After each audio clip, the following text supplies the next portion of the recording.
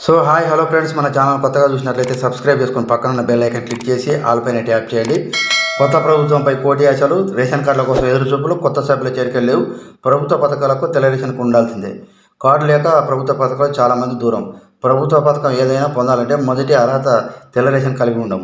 కానీ ration card ఇచ్చి చాలా కాలమైంది. కొత్త రేషన్ల కోసం దరఖాస్తు చేసుకొని జిల్లాలో వేలాది మంది వాటి కోసం ఎదురు చూస్తున్నారు. ఉన్నవాటితో కూడా కొత్త సభ్యులు చేర్చడం లేదు. దీంతో జిల్లాలో అనేక మంది తెల్ల రేషన్ కార్డులు లేక పథకాలకు దూరం అవుతున్నారు. కొత్తగా ఏర్పడిన ప్రభుత్వ పథకం కొత్త రేషన్ కార్డులు ఇస్తామని చెప్పడంతో పేదలు వాటిపై కోటి ఆశలు పెట్టుకున్నారు.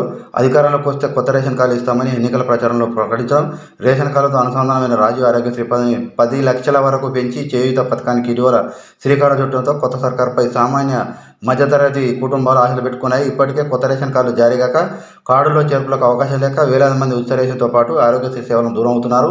జిల్లాలో అంత్యోదయ, ఆహార భద్రత, అన్నపూర్ణ కార్డులు మొత్తం 5,88,503 ఉన్నాయి.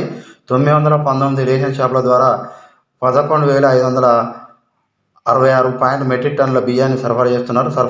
పౌర సరఫరా శాఖ ద్వారా ప్రభుత్వం ప్రతి నెల 6 కిలోల చొప్పున రూపాయి కిలో బియ్యం తోలుత ఇవ్వగా, కరోనా ప్రభావంతో 3 ఏళ్ల కింద ఈ బియ్యం ఉచితంగా అందిస్తుంది. కొత్తగా పెళ్లి చేసుకున్న వారి కార్డులు ఇవ్వకపోవడం, పుట్టిన పిల్లల పేర్లను కార్డులు చేర్చే అవకాశం ఇచ్చినా వాటిని ఆమోదం లభించకపోవడంతో జిల్లాలో వేలాది మంది ఉచిత బియ్యం పొందలేకపోతున్నారు. సో ఇలాంటి లేటెస్ట్ న్యూస్ మీకు రావాలంటే సబ్స్క్రైబ్ చేసుకొని పక్కన ఉన్న బెల్ ఐకాన్ క్లిక్ చేసి ఆల్ పైన ట్యాప్ చేయండి.